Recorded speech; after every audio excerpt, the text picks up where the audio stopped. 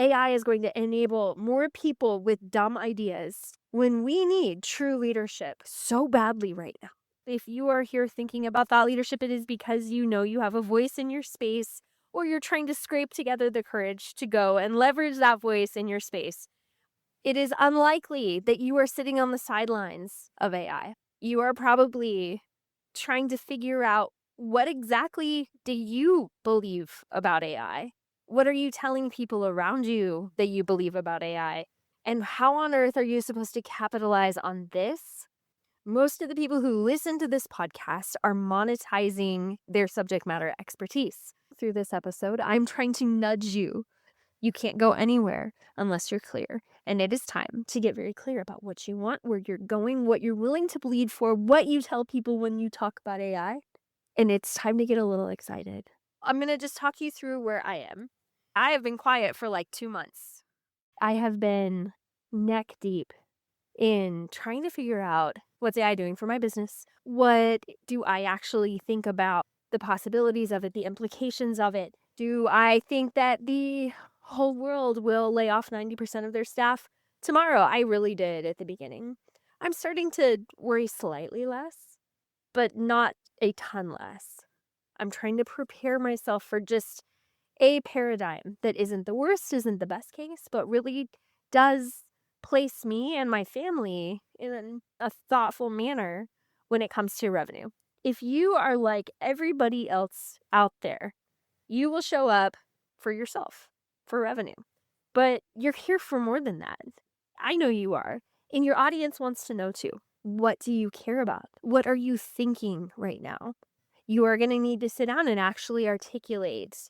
And it's time you do so. What does that look like? I'm glad you asked. I used to have a pie in the sky vision that thought leadership was legacy, its impact. Those things are further up the pyramid. First, thought leadership really needs to solve for you your revenue. I really do firmly believe in diversifying and also just going after where I believe I should be and build. Number one thing I want you to figure out, what do you believe about where your industry is headed? Just your best educated guess, because that will then inform how you show up to serve and how you help. What do you want to help people point a way forward to? But a very big piece of this is to figure out how to articulate. For example, I do work in AI and cybersecurity. That's where my thought leadership work is. I need to know, when I show up on LinkedIn, what is my mission? What is the underlying piece that I need to achieve through this thought leadership? There's a client type that I'm going after, that I specifically want to show up for and serve. It is the one that I serve best. So number 2 thing that you need to be thinking about in relation to you and AI and thought leadership and revenue is, who can you uniquely serve best? Best is so crucial right now. I talk about the best a lot, and I need you to hear me on this. You may have been doing, and you may be doing today, work where you are not the best. And that very clearly means that you have to figure out where you are in relation to AI. The world is reinventing. It is on a compressed timeline. We thought the internet was big. I don't need to probably tell you what a massive shift this is right now. If you are sitting there quietly, internally, struggling to move fast enough, you will not be as competitive in what you're building. I was not the best a handful of years ago. I was doing B2B marketing. Many other people can do. I was interested. There's so many different parts of it that I'm glad I learned. I'm so excited I picked up, that have served me so well. But I'm not the best B2B marketer out there. There are CMOs who are killing it and wake up obsessed. I'm not that. I'm not a CMO. And I decided to just accept that. I did so because I was able to look and go, here's where I am the best. And it took 2 things for me. It took letting go of who I was in relation to the work. I could do all of this stuff well, but which pieces of the work do I really believe in? Like, deeply believe in, that, like to say, bleed for. I would bleed for this work because I believe in it. I will get up insanely early to hone my craft. I will stay up late. I will miss certain things because I have to get good at it. Because that progression of being the best, in my case, it's executive thought leadership for people in AI and cybersecurity. Now that I know that, I can then figure out what part of AI do I need to adapt my own work to so that there is cohesion in my thought leadership.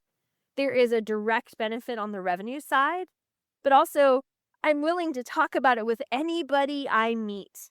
And I'm perfectly okay with that because if I'm not, then all of this goes nowhere. There's no momentum. When you know where you're the best and where you know that the industry needs you and you know you have a voice, everything starts to move in tandem and it will propel you to wherever you want to go. That is your decision. If then you could probably wonder, which I hope you would right now, well, so what? I think I could be the best at X and I really like talking about it. Yes, I'm willing to bleed for it. So what? How do I know it's the right thing? Because maybe there's two of those things. Great question. What is the market willing to pay for right now? Now, if I had nobody I knew in my target market and I had no idea if that target market and that product that I had in my heart and mind was going to go anywhere, that would be a big problem. I would not have tested the market.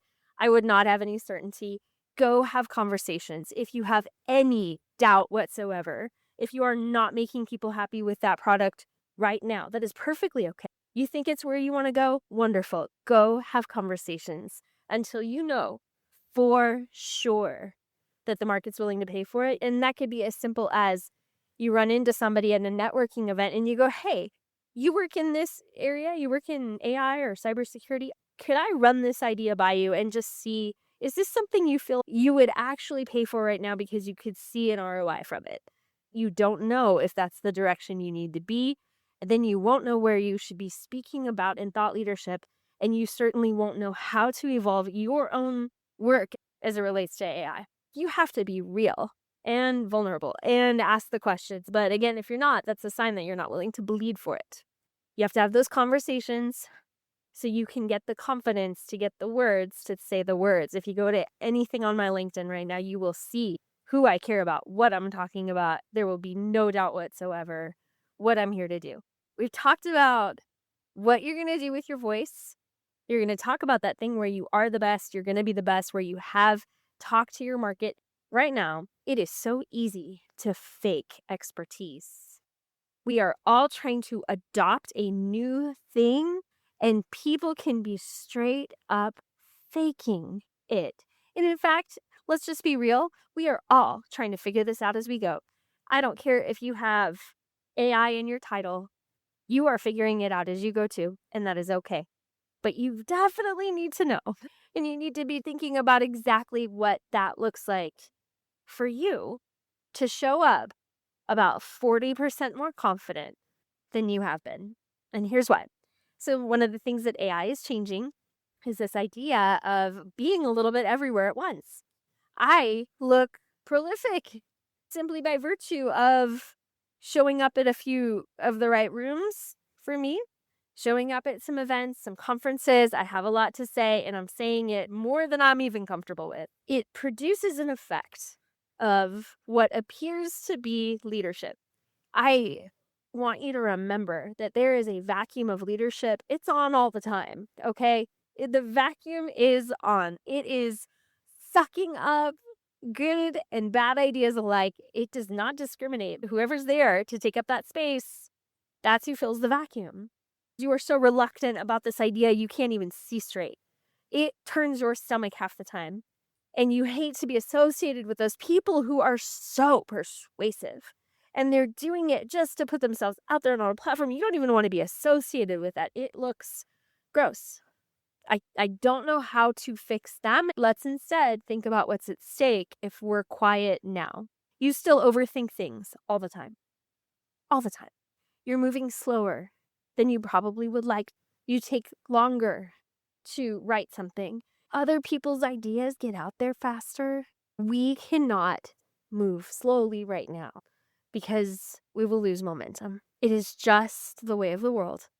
And AI is going to put lots of people with bad ideas forward faster. And we don't want to let that happen with us just sitting back, worried, fretting, nervous about what we're going to say. Dara Treseder found her through Bob Safian, incredible on stage on a podcast, talking to people. When he interviews Dara Treseder, I have to stop the car and get my notepad. And I'm blown away every time she speaks, becoming the CMO of Autodesk, the career that she's built, and all the BS that she's probably put up with. If you've ever got to listen to Marketing Wisdom and Leadership, please dive into her stuff. There is no way I could ever be as sharp as I need to be unless I am showing up with as much confidence as Dara has. Now, I will tell you this. I can be really feisty on a podcast like this. It's just me. I'm just sharing just one-to-one right here. If I were on a stage, I would really have to watch that energy, that confidence, that certainty. We with good ideas, we with heart to serve, we with a ton of energy for the stuff, we who are willing to bleed for our ideas. I just beg of you, it is time to see yourself as people in front of you. Dara Treseder for me. And I think about how she shows up and what I can aspire to be. Speaking of aspire, Emma Grede, last name Grede, she is fabulous. Her podcast is incredible. Bob Safian, I think about how he shows up and that encourages me. I need to have my ears filled with things that build me up right now as the world is changing. I need to know exactly the thing that I am going after. I need to know who I am in relation to AI, so when people ask me what I think, I have something to say. And really, I know this might surprise you. The secret to that, it is absolutely two things. And you need to do both as a thought leader, okay? Two things. Number one, you have got to get alone in that place. For some of you, it's on a walk. For others, you are biking or swimming or sitting, but there's no distractions. Maybe there's a podcast going at some point, but really it's you doing the thinking. For me, give me an engine to tune up, a small engine. We have these little acres. Give me a carburetor. I love it. Plumbing. I could write a book while plumbing. So I get alone and play in the dirt and rest. You have to rest. It is going to be so hard to rest in this season. Number two thing is you have discussions. I do a lot of podcasting in a stopped vehicle. It is quiet here. I can be loud. I can be gesturing. Nobody is in my business. It's great. But my car is almost 300,000 miles, and I am so proud of it. Oh my gosh. It is now a pride thing because it's only at 290,000. I will get it to 300,000. That is that. But I spend I'll just be real, a significant sum of money going to conferences, going to events where I can get in the room and have incredible conversations. I've been to 2 this year, Fortune Brainstorm Tech, and then most recently Masters of Scale in San Francisco. I will get there, I will sit next to heads of incredible things, and I won't go into titles, but believe me when I say those conversations were incredible. My brain, my heart, my energy is totally filled up by having these big discussions. But I could also have those same kind of discussions in town. That's what I know I need, but I cannot figure it all out internally. I don't think you can either. I don't know that many people who can. You have to just have some people you can go and say, what does this mean? What do you think about this? What about this issue over here? For me, if I can talk to anybody about AI, I'm doing it right now. I want to hear what you think and I want to hear what you see. You are at this place and time in your life to make such a difference in your business, in your work, to the people around you. You need to show up, know exactly why your feet are hitting the floor every single day. My feet hit the floor every single day to help secure this country through good cybersecurity practices and telling people about those through the voices of my clients and writing for them. It is to absolutely help make sure that the AI that we build is secure and people know what that means, what that looks like, and what the implications are. My feet hit the floor in the morning because I'm building a financial moat around my family. My feet hit the floor in the morning for the workforce that may evolve so significantly in the next 2 to 3 years. I'm not going to waste a moment of this one life. Nervous to tell people what I really think. No, and neither should you. I want you to write without fear. I want you to know exactly where you're going, exactly where you're the best, and then push hard to get there. This is the time to do that. Look at the people you aspire to be like. See what they're doing and follow. Anyway, thanks for listening. I hope you're doing well. If I hadn't introduced myself, I'm Julie Michelle Morris. If we're not connected on LinkedIn, please do so. I hope you wake up tomorrow and your feet hit the floor and you are on fire for the thing that only you can do in this world. Talk to you soon.